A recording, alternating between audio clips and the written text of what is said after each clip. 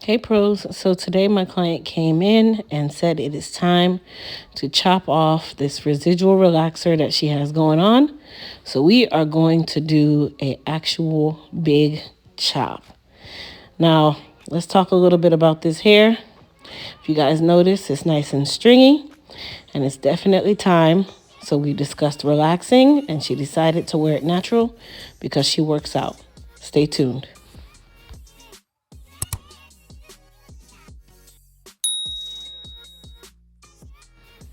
So to start the process, I went through and just used my scissors and did a preliminary cut on all of the relaxed hair. Now, some was left behind because I did know that I was going to be removing a lot of that excess hair after we got her wash done. She's also doing a color today, so we're going to do a color service as well. We're not lightening her, we're just covering her gray. So with a big chop, to be quite honest, you guys, this is a process where you're going to go in and basically remove any relaxed hair. Now, there may be more relaxed hair than unrelaxed or virgin hair in some areas, which is basically how a big chop works. So it's something where you do just want to keep in mind that your hair is going to be a little bit shorter than you think, especially if you've been trying to grow it out and get a little bit more length in your natural hair. We still have to be able to get a lot of that relaxed hair out. So at this point of the process, I went ahead and applied her color. I am doing a demi-permanent color on her. Her gray is severely resistant. This is definitely grounds for me to say that I'm going to do a demi-permanent color versus a semi-permanent color. Now, if I was going to relax her, I would have relaxed her first and then used a semi-permanent versus a demi-permanent or demi-permanent. The reason for that is when the hair is chemically processed, relaxers and demi-permanent colors don't really work well together. It's really on a case-by-case basis. So I always try to make sure that I am using semi-permanent colors with my relaxed clients, which know they don't last as long, but they are a lot healthier for the hair, especially in a relaxed state. Now, because she is going to be natural, or stay in her natural state. This is another reason why I chose the demi, because I know that her gray was very resistant. And I know that she works out almost 5 days a week. And I know that she's not getting any chemical processing for the current time. Now, before we even got to doing the big chop, we were actually going to relax her.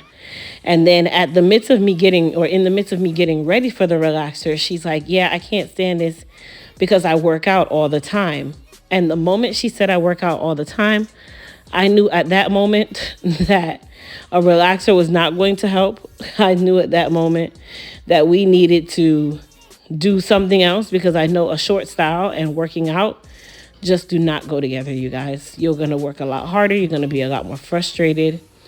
So she actually made the decision. She's like, you know what? I think I'm just going to wear it in its natural state. I'll be fine. I can handle it and allow me to get a little more length and then decide what I'm going to do going on. So that is how we got to the big chop.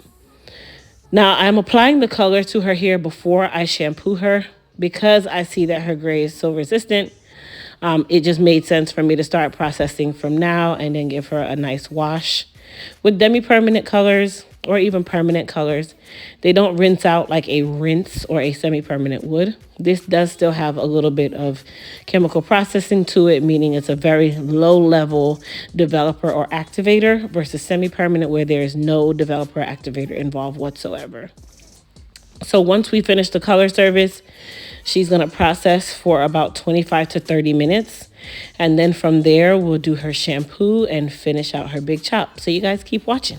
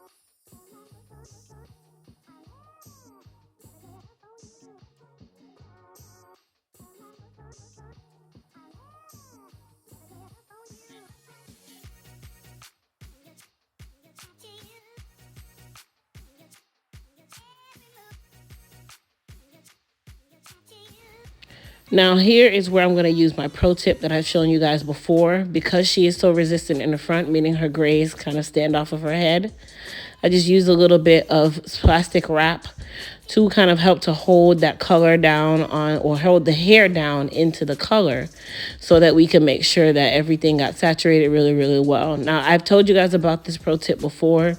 The reason for this is you want to think of gray hair or resistant hair like a spider's body. If the body's not touching the ground, it's literally not coming in contact with any of that bug spray or anything else that you're trying to use to trap it. So what you do is try to get the body to touch whatever it is, whether it be color or whatever. And that's the same thing with gray hair. So I like to use the saran wrap just to kind of make sure that I'm pressing the color and the hair together so that they can meet and actually color. If the hair is not touching the color, it will not color. Okay? All right, good.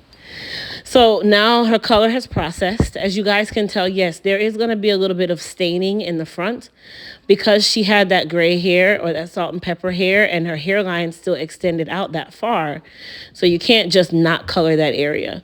The staining itself will dissipate all on its own within a matter of hours to days. So I'm not really worried about that part because she does actually have hair there, you guys. So it's not like you could just skip it. Now for her shampoo, I am going to be using the Moist Repair shampoo. Her hair was already dehydrated as it was. And the reason why I decided to use the Moist Repair shampoo is because I know that she works out a lot. When you're working out, you're detoxing. You're putting out a lot of salt. And typically that salt or those toxins really affect the hair more than anything else. So I'm using the Moist Repair just to kind of rehydrate the hair, get some moisture back into the hair, and just introduce her to what her wash day would traditionally be like going forward, especially because I know she works out a lot. So we did talk about co-washing. You guys know I'm not against co-washing when it's coming onto my clients who are working out. We talked about her hair care schedule, meaning her wash day schedule, what she'll do on her wash day. Moist Repair is definitely going to be one of her best friends because typically people who work out, dehydration in the hair is usually one of the biggest things that you have to deal with. Not to mention she's also salt and pepper. Not to mention she also appears to be low porosity based on how her hair was feeling when I was working with it and what it was doing.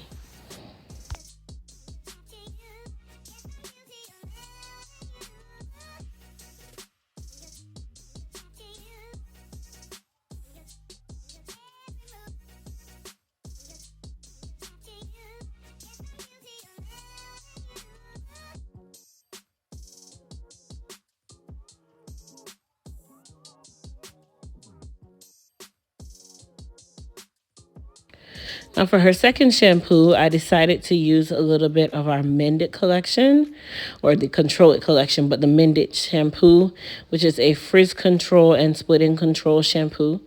This is going to help to kind of maintain or keep the hair nice and sleek. And when I say sleek, I don't necessarily mean straight, you guys. That just means keep the curl pattern more intact and also help to aid in the fact that she does have some split ends. There will be some split ends left behind, you guys, because you can't necessarily get rid of everything unless I was to take her down to like a ball fade, which I had no plan of doing. So the Mended shampoo was perfect for her.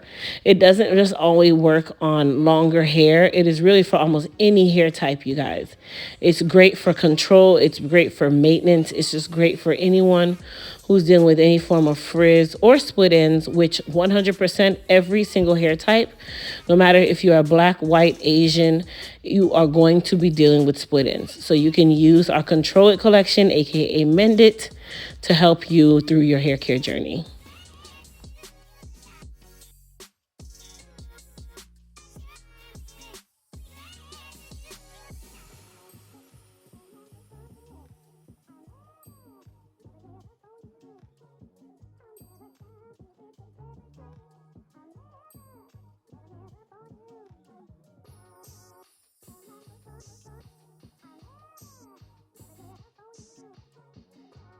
Now onto the conditioner. So we're going to be using the Moist Meat 24 karat mask. This is an intense hydration conditioner. It is ideal for clients like herself who are dealing with dehydration. You're dealing with trying to rehydrate hair that has been in transitioning mode. It's just great overall to be used on just rehydrating and moisturizing the hair, and it leaves it nice and soft. And you have the ability to leave it on or do it as an instant deep conditioner. But I highly recommend going under that dryer, which is what she did, for about 15 minutes to really open that cuticle up so that she could get the conditioning properties. So once she was finished, we went over to the chair, and now we are going to finish out her chop by removing any excess ends that are still there. Now, I did two different techniques for her. I started out by doing what we call notching because I wanted to kind of create that soft afro and not boxy. I soon found that she had a lot more split ends. She had a lot more processed hair mixed in with underprocessed hair. So I decided to just go straight in and just do a typical 90-degree cut. But you guys will see that for yourself.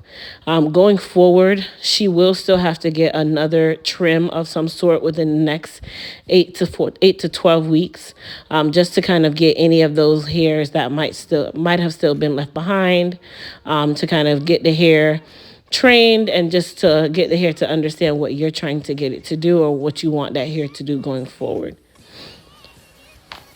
Now, one thing I will say, you guys, when you're looking at the hair from this direction, it looks like, oh yeah, she only has a little bit that she has to take off. When really that's not how it works. You still want to try to even the hair out as much possible, which is the reason why you guys saw me cutting a little bit more, because there was some hair that was a lot deeper into her natural hair, meaning that relaxed hair or that overprocessed hair or processed hair, than there was on other parts, which that's actually normal, you guys. The hair grows in different patterns at different times.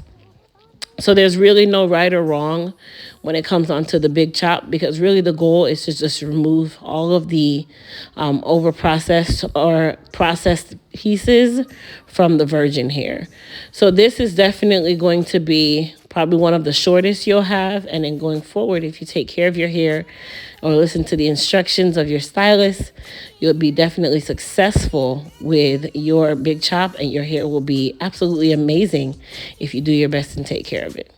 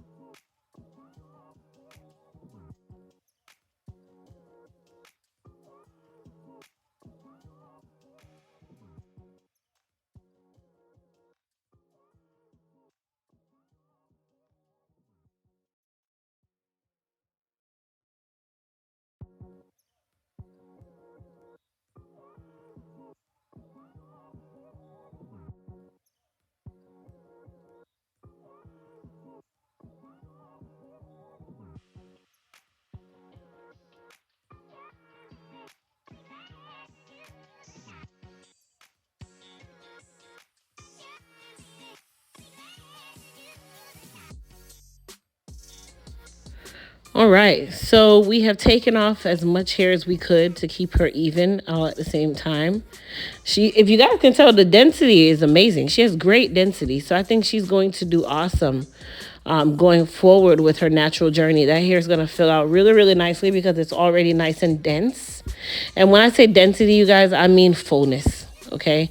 Some of you will say thick, but I mean fullness. And now I'm just picking her out just to go through and shape her mini fro. This is the kind of the same thing that the barber would do. You're going to pick it out and just make sure that everything has a nice shape to it. And then going forward, she can choose to sponge her hair. She can finger coil her hair. She can leave it in its afro. She can add curl definition products to it, which today we're going to use a little bit of Frizz Tamer just to kind of give a little bit of definition along with the sponge. But you guys will see that for yourself. Now, this part is just to go through and remove any type of flyaways that are standing out and to also shape her so that it does actually look like she has an afro and not just some, I call it picky looking hair.